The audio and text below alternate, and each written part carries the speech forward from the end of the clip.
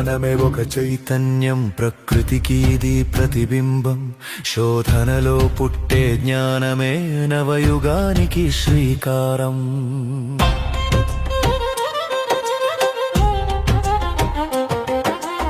అణువణువున దాగిన మర్మం తెలుపుటయే దీని పరమార్థం. ప్రశ్నలే దీనికి పునాదులు, ప్రయోగాలే దీనికి ప్రాణాలు. నక్షత్రాలలో తుల ఖగోళం, శూన్యం దాటే అంతరిక్షం. అంతులేని అనంత తీరం అన్వేషించే మానవ లక్ష్యం.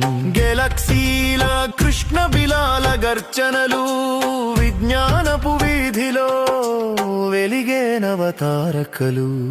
విజ్ఞానమే ఒక చైతన్యం, ప్రకృతికి ఇది ప్రతిబింబం. శోధనలో పుట్టే జ్ఞానమే నవయుగానికి శ్రీకారం.